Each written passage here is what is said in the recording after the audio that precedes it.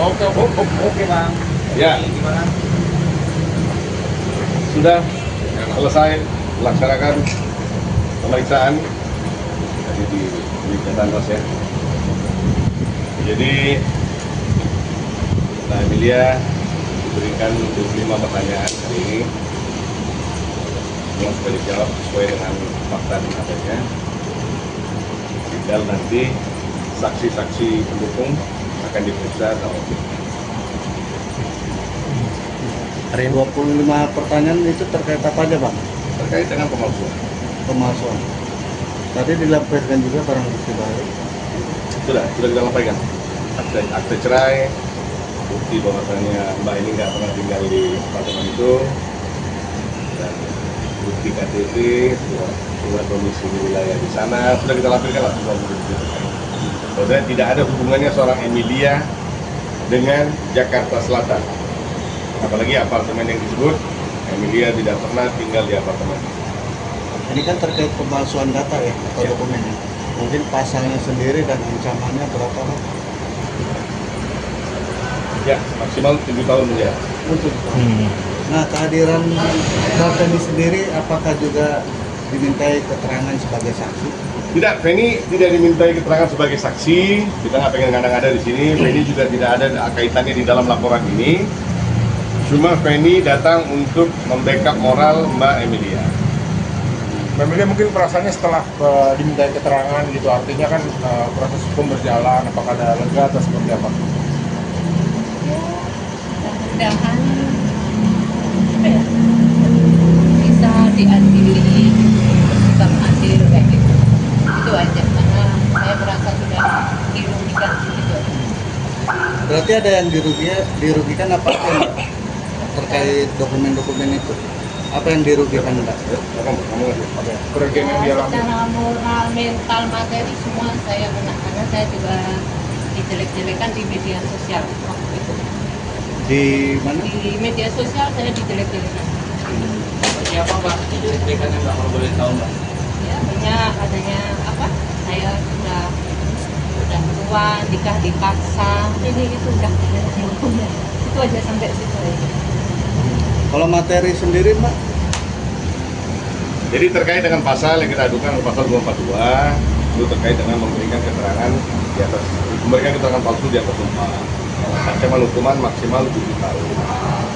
Mbak Emilia sendiri awalnya tidak tahu kalau beliau sudah diceraikan. Tapi setelah yang bersangkutan mempublikasikan statusnya telah bercerai, setelah itu baru Mbak Emilia tahu melihat dari sosial media kalau suaminya yang dia rasa masih aktif hari itu telah menceraikan dia tanpa izin dan sepengetahuan. Bang Heran, ini kan juga tadi Bang sebelumnya udah ngomong kalau misalkan Bang Feni dan Bang Emilia ini tidak boleh di podcast. Sedangkan sebaliknya Bang, posisi di sana lagi mulai bersuara di podcast Maret seperti apa Bang? Ya kalian lihat aja lah, kita kan sekarang kita bicara, kita orang Indonesia bro ya. Ya kita nggak usah bicara kirim roket ke bulan, ya kita bicara ya 1 + 1 2 aja.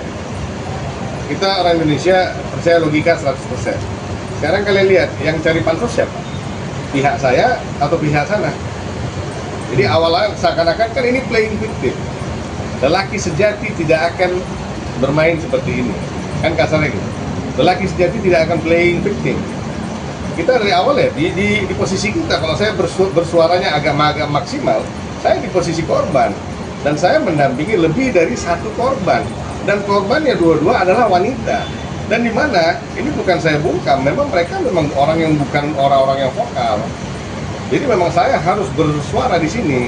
Jadi jangan pernah dipikir saya memanipulasi pikiran mereka atau saya doktrin mereka agar tidak bicara supaya saya ambil alih panggung. Enggak, bro.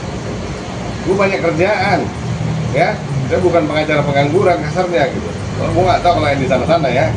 Kita time padat loh gue bilang. Ini benar-benar gue bilang saya bukan cari duit di sini. Saya benar-benar mencari keadilan untuk mereka.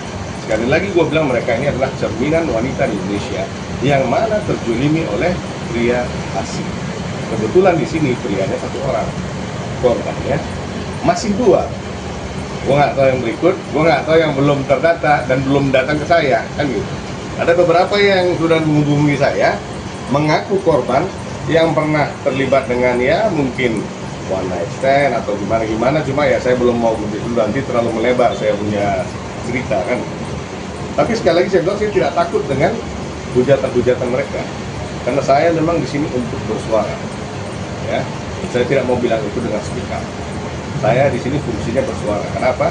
Kalau saya bungkam, kalau saya pun tidak bersuara, siapa yang tahu apa yang terjadi dengan dua wanita ini?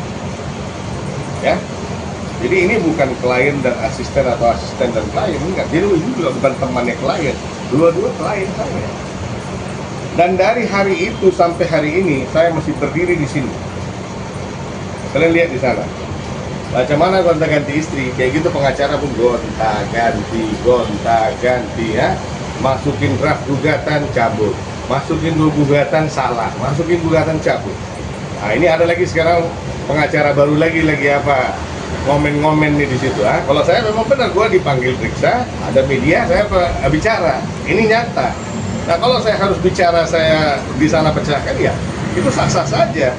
Biar dunia tahu, masyarakat Indonesia tahu apa yang terjadi di sini. Karena ini mereka-mereka ini kan sudah habis dijolimi, sudah habis termakan oleh hoax. Jadi kalau dipikirkan tentang bagaimana nanti suatu saat anak itu besar akan melihat, anak itu akan melihat ini loh. Sadar nggak sih yang ngomong gitu? Kalau memang kau memperjuangkan hak moral, kemerdekaan, pemikiran intelektual daripada anakmu, kau tidak akan buat ini loh. Dan kalau kau memang benar-benar manusia lelaki yang siap mati untuk anak, kau nggak akan tinggalkan ibu kandungnya. Pahit manis pasti kau jalani di dalam rumah itu. Kita juga suami-suami yang sudah punya istri dan sudah punya anak lah. Kita bukan anak-anak sekolah di sini kan. Jadi nggak usah deh, gue bilang. Dan singkat aja, kita bro, ini bukan bicara sombong, bukan bicara apa ya. Tujuan saya benar. Tujuan saya bersih. Siapapun selagi manusia itu halal, pasti saya halal. Ya. Dan yang paling penting, kita rakyat Indonesia, kita warga negara Republik Indonesia. Kalau kita dengan kebenaran, dengan penuh kebenaran, fakta, kita kalah sama orang asing, berarti kita belum merdeka. Ya, udah itu aja intinya. Kalian garis bawahi kata-kata saya. Bapak ini melihatnya gimana Bapak teks tersebut, bahkan bisa dibilang agak sedikit memojokkan Bapak ini? Ya pastilah, malu juga ya, sedih juga pasti. Bapak ini kehadiran Bapak ini sini macam sebuah tanggung jawab moral juga kayaknya. Sorry. Kayaknya kehadiran sini bukan hanya sekedar pendamping, tapi juga ada tanggung jawab moral kan. Iya. Memang melihatnya seperti apa sebenarnya di kasus yang sama kah atau gimana? Dari Ya di awalnya juga saya ini dengan Mbak Emilia ribut kenapa? Kan karena seseorang. Ributnya kenapa? Kan pasti karena ada penyampaian dari sisi sini kepada sisi sini terkait Mbak ini kepada Mbak ini. Nah, waktu fakta itu kan seperti asap hitam Pak ya. Pada saat asap itu habis, kan reality akan terlihat. Pada saat mereka lihat realitinya ternyata tidak sama dengan pembualan hari itu, ya logika akan mulai bekerja kok. Kalau dibilang cinta, kalau dibilang bucin, saya nggak sepakat dengan bucin. Cuma ya, semua orang punya keyakinan Pak. Kalau semua orang tidak akan sama dengan semua orang, ya. Atau satu orang tidak akan menjadi orang jahat kepada semua orang. Tapi pada saat satu orang mengulangi kejahatan yang sama, maka orang itu akan disebut apa? Di dalam hukum aja kita lihat perilaku seseorang yang berbuat kejahatan pertama kali dengan mereka-mereka yang sudah punya riwayat residif itu beda loh penanganannya. Kenapa? Mereka sudah mengulangi. Berarti efek jera itu sudah tidak maksimal kepada mereka. Inilah yang dibahas. Ini udah dua. kalau untuk kedua klien awal ini apa masih terbuka restoratif justice Pak? Apa? Perdamaian RJ. RJ-nya. Kalau saya bilang RJ apa yang mau di RJ-in? Ya kembalilah kepada ini. Mbak mau apa? Ya, Mau apa? Berdamai Mbak? Mbak mau berdamai atau mau keadilan? Keadilan. Apa ini mau berdamai atau mau keadilan? Keadilan Bang. Mbak, kalau Mbak Penny kan nilai kerugiannya lumayan ya dari Pak Boy. Berapa kerugiannya?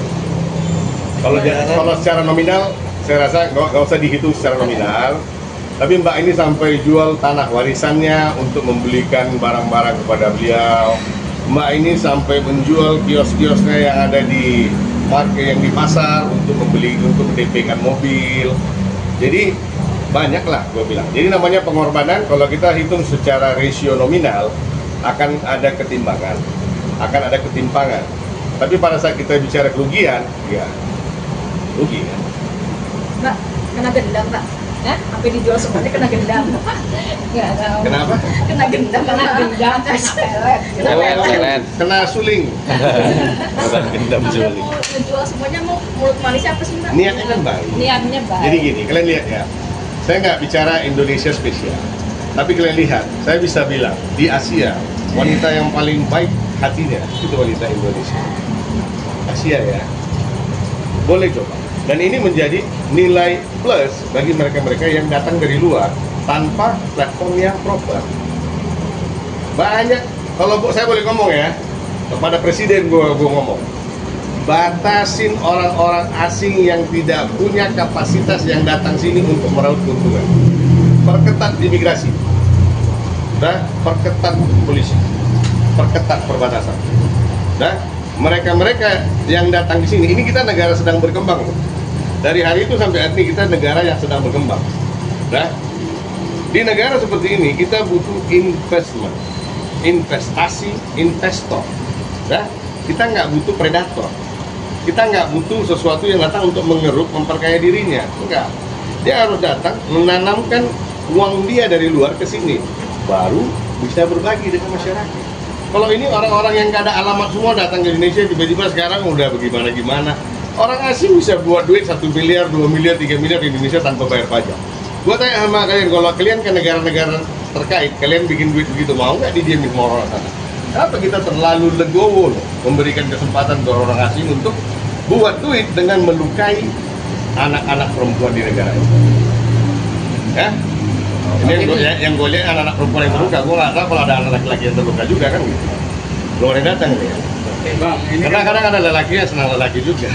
Oke, kembali laptop gimana Bang? Bang, terakhir Bang, ini kan baru mungkin nggak ada laporan yang lain Bang terkait dengan ini kan baru satu laporan. Kemudian dari kerugian bisa aja laporan nanti tanggapan data gitu Bang. Perdata nggak ada Bang? Nggak. Saya bukan pengajar perdata Bang. Enggak, Saya pengajar maksudnya kan pidana. dari kerugian klien apa? We are not law and order country to fight in the name of civil, in the name of my client, kan katanya.